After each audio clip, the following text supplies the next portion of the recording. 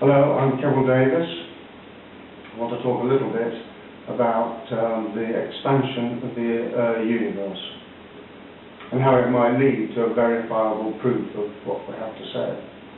You may remember in Talk 4 that we outlined how the universe grows into the pleroma, the absolute nothingness from which everything is derived. You may remember this chart where I show our universe here, 14.6 billion years old, coalescing with another much larger universe, this one being trillions of years old. Right from the start, then they say there is a mistake here. I've marked on here the cosmic background radiation, which many people believe is the sign of the universe's edge. And I've marked it here actually in the pleroma. Well, absolutely nothing lives in the pleroma. This should have been drawn on the inside. And the cosmic background radiation may be just a pressure wave caused by the formation or expansion of the universe because it can't expand outwards, so it has to come back inwards, and this is maybe what we measure. We also show that because time and space are being created at the edge of the universes, time is zero, as well as so time and space are being developed. I now want to talk further about this expansion of universes and coalescence, and wonder what happens if three or more universes coalesce.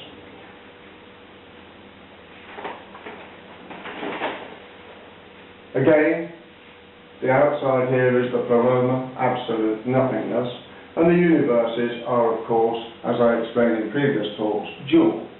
They sum to zero. So, in other words, what you see here is just merely the pleroma. Anybody outside will only see absolute nothingness. These dual universes add up to zero, basically speaking.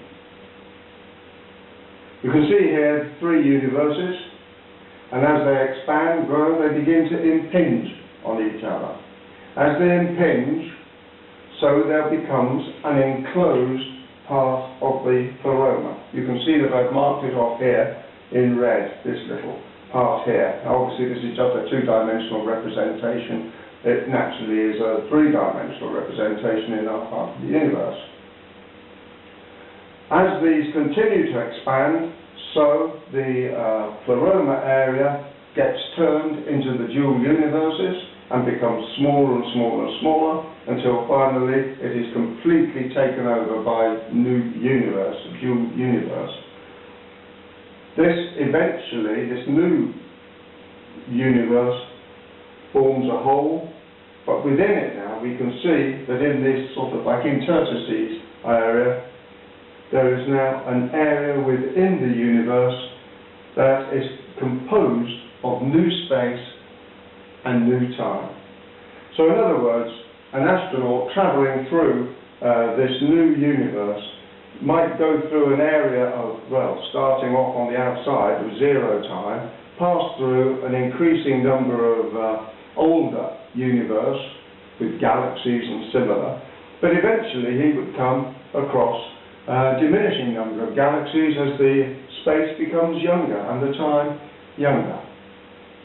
And to my way of thinking, this offers the opportunity of a verifiable proof, because if this we could find within a mature universe, well, I don't say mature universe, areas within it where the space is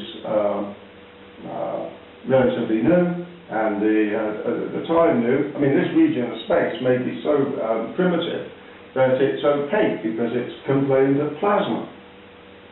Okay, so this is something that we may have to consider. Okay, thank you very much.